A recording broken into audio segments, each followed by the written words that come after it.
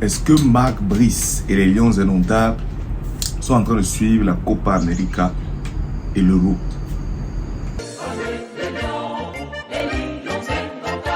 Cette vidéo est sponsorisée par Frequency Click, supporter inconditionnel des Lions Indomptables du Cameroun et sponsor officiel de Raw Zone TV.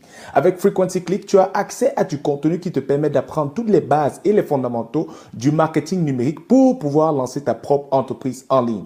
En ce sens, deux choses importantes. Première chose, comprendre l'anglais et parler l'anglais un temps soit peu. Deuxième chose, être dans la diaspora pour pouvoir appliquer correctement ces méthodologies. Si tu es intéressé, va checker dans la barre de description. Comme ça, tu auras tous les détails pour pouvoir en apprendre un peu plus concernant Frequency Click. C'est important de regarder, pour ceux qui sont en train de suivre l'Euro, par exemple, ou même la Copa América, on va bien se rendre compte qu'il y a plusieurs équipes nationales dans ces compétitions-là qui ne sont pas de grosses équipes, qui viennent avec des joueurs qu'on ne connaît pas, qui vont jouer dans des clubs qu'on va considérer de seconde zone, mais qui dérivent sur le terrain. Donc, pour moi, qu'est-ce que ça m'indique? Plusieurs choses. La première, c'est que oui, la plupart de ces joueurs donc, ils vont jouer dans des clubs de seconde zone comparativement aux grandes équipes où tu vas avoir des très grands joueurs qui se retrouvent donc en train d'accumuler énormément de matchs pendant la saison. C'est sûr que quand ils arrivent en été comme ça, que ce soit à l'Euro ou en Copa América, ça peut être un peu plus difficile pour eux. Donc, on peut comprendre ça. Et en parallèle, ça peut être un peu plus facile pour ces joueurs-là de seconde zone, si on peut dire ça comme ça, quand ils vont jouer moins de matchs. Ils ne vont pas se retrouver de jouer la Champions League, je sais pas moi, d'être en train de se battre pour le championnat, pour la coupe, pour la Champions League et je sais pas trop quelle autre coupe qu'on rajoute, en tout cas jusqu'ici. Donc, et en plus, ils ne sont même pas toujours titulaires dans leur club. Donc, ça fait que peut-être que oui, ces petites équipes, entre guillemets, encore qu'il y a plus de petites équipes dans le foot, vont arriver beaucoup plus fraîches. Donc, c'est peut-être pour ça que quand on voit dans ces compétitions, même à la CAN, on observe. C'est-à-dire que tu vas regarder, que ce soit le Cameroun, en tout cas, plusieurs équipes ont eu du mal au courant de... Plusieurs grosses équipes africaines ont eu du mal à développer, à poser un football intéressant pendant la CAN. Cependant, on avait des matchs très spectaculaires, il faut quand même le souligner. À mon humble avis, bien sûr, des matchs riches en émotions, des revirements de situations incroyables qu'on ne voit pas énormément jusqu'ici dans ces autres compétitions. Mais soit, revenons sur le sujet. Le point, non, c'est simplement de dire que ces joueurs dans de seconde zone qui vont jouer dans ces équipes, quand on voit comment ils jouent dans les sélections nationales, mais je suis désolé, tu n'as pas l'impression que ce sont tant que ça des joueurs de seconde zone. Donc ça veut dire qu'ils sont d'abord des joueurs qui ont aussi une sorte de qualité et qu'en équipe nationale, on réussit à les exploiter d'une certaine façon qui les met en valeur et met en valeur l'équipe nationale.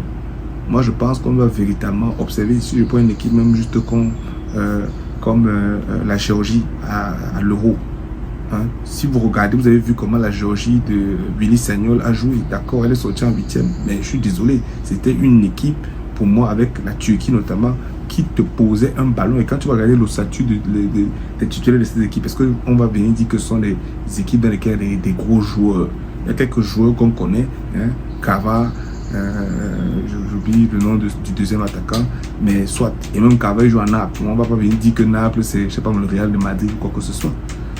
Tout ça pour revenir, pour poser la question, qu'est-ce qui se passe avec nos joueurs, nos Lions Indomptables, pour dire que joue même en 4e zone. Non, en fait, on s'en fout. Si tu as été sélectionné, tu viens, tu portes les maillots de l'équipe nationale. Non, il faut mouiller le maillot correctement. Parce que quand vous prenez une équipe comme l'Uruguay, hein, coaché par Marcelo Bielsa, hein, ce monsieur d'abord, on peut remarquer que en général, toutes les équipes qu'il va coacher, qu'il va entraîner, vont avoir un style de jeu particulier. Ce sont des équipes qui vont beaucoup courir sur le terrain, qui vont être extrêmement agressives. Et je pense que l'Uruguay ne déroge pas à cette règle. Parce que quand vous prenez le match Uruguay-Brésil, je suis désolé, est-ce que vous avez vu comment les Uruguayens ont mis la pression aux Brésiliens quasiment pendant tout le match? Je n'ai pas eu la chance de voir tout le match au complet, mais j'ai quand même vu facile 1 heure. Et pendant ces 1 heure de temps, waouh! Je vais vous dire que j'avais envie de voir même le Brésil se qualifier. Cependant, quand je voyais l'agressivité des Uruguayens, j'étais comme, mais attends un peu. C'est exactement ce genre de comportement que moi, en tant que supporter inconditionnel, les Lions Indomptables, j'attends. S'il y a aussi une chose qui m'a impressionné dans ce match, c'était le niveau technique, justement, des joueurs. Mais avant même d'arriver sur le niveau technique des joueurs, je vais prendre des personnes comme Valverde, hein, ou encore Nunes, Darwin Nunes. Quand vous voyez donc l'équipe de l'Uruguay, j'ai parlé ici du fait que oui, pour moi, les équipes, les joueurs arrivent érincés, ils sont fatigués, oh, mes formes physiques, patati patata. Bon, pourquoi alors ça ne s'applique pas aux Uruguayens? Parce que, comme je dis, les gens comme les Valverde ou les Nunes, ils jouent aussi la Champions League, ils jouent les gros championnats, ils sont dans les grosses équipes, ils ne sont pas nécessairement sur le banc, ils sont titulaires dans leurs équipes. Et voilà, à la Copa América, ils sont en train de performer, ils ont joué de façon extraordinaire. Et dans cette équipe, il n'y a pas que des superstars, il y a aussi des joueurs qu'on peut considérer comme étant de seconde zone. Exemple, De La Cruz. De La Cruz qui a un peu un profil à la Golo Kanté, mais beaucoup plus offensif à mon goût. Hein? C'est-à-dire que quand tu le vois sur le terrain, il court partout. Si on envoie une passe en retrait au gardien, il est loin au milieu du terrain. Le gars est capable de courir, venir mettre la pression tout seul, que les gars le suivent ou pas. Il part jusqu'au gardien, jusqu'à ce que le gardien dégage le ballon. C'est extraordinaire. Donc, mon point ici, c'est de poser dans la question, qu'est-ce qu'il faut faire pour voir ce genre d'attitude chez nos Lions indomptables? Qu'est-ce que ça prend? Qu'est-ce que ça prend pour voir justement notre équipe des Lions indomptables agressive? Quel que soit l'adversaire, on ne cherche pas à savoir contre qui on joue, on presse tout le temps. Du mieux qu'on peut, bien sûr. Qu'est-ce que ça prend? Est-ce que Marc Brice ne peut pas vraiment s'inspirer de cette façon de procéder de Marcelo Bielsa? Je ne demande pas de copier, mais peut-être qu'il peut passer un coup de fil, je ne sais pas, hein, pour s'inspirer, à moins que lui-même il ait les stratégies pour ça et qu'il les mette en place, parce que franchement, s'il fait ça, définitivement, moi je le valide encore. Hein. Ah oui, moi je suis dans le concret. Donc je ne sais pas ce que vous en pensez, mais sincèrement, moi j'aimerais qu'on essaie de répondre à cette question. Qu'est-ce que ça prend pour voir les Lions indomptables, les A minimalement, jouer avec autant d'énergie, autant d'agressivité pour mettre la pression sur le porteur de balle en tout temps, depuis le camp de l'adversaire. Mais en plus, comme je le disais tout à l'heure, j'ai vu un niveau technique très intéressant. Donc je me pose la question, qu'est-ce que ça prend encore une fois de plus pour pouvoir voir des Lions indomptables, peu importe les clubs dans lesquels ils jouent, ça c'est pas notre problème. Nous, on veut voir des personnes avec un certain niveau technique, une certaine aisance technique, de telle sorte que si justement vous jouez contre une équipe qui vous met la pression comme l'Uruguay, que vous soyez capable justement de manager, qu'on ait une limitation des déchets, hein, avec des bonnes passes qui peuvent être exécutées, des très bons contrôles, parfois en une touche pour jouer assez rapide, pour ressortir le ballon. Tous ces petits trucs-là, qu'est-ce que ça prend?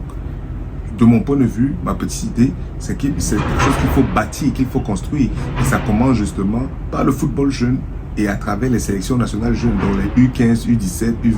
C'est-à-dire qu'il faut instaurer une sorte de philosophie. Donc, moi je pose encore la question, qu'est-ce que ça prend? Sincèrement, moi je suis très sérieux, hein, parce que moi j'aimerais voir justement le Cameroun développer un ballon comme ça. Oui, tout à fait.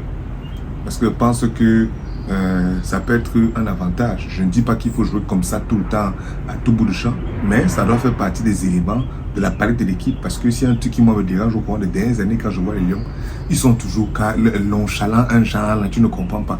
En dehors peut-être du match contre le Cap-Vert où bon, on sentait une volonté de vouloir nous montrer quelque chose. Qu'est-ce que vous en pensez? Deuxième étoile du Cameroun, c'est au Maroc. On a loupé l'opportunité d'aller reprendre une autre étoile à Abidjan. Je pense qu'on a une opportunité d'aller se rattraper au Maroc. Mais pour ça, il faut d'abord se qualifier. Et en plus, la poule a l'air abordable. Et dans l'absolu, ça prend 2 personnes, 2 équipes, les 2 premiers de la poule se qualifient. Donc, on devrait être capable d'arriver au Maroc. Donc, voilà.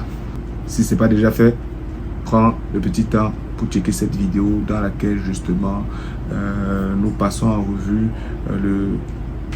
la poule du Cameroun dans le cadre des qualifications pour la prochaine CAN Maroc 2025. On se voit dans la prochaine vidéo.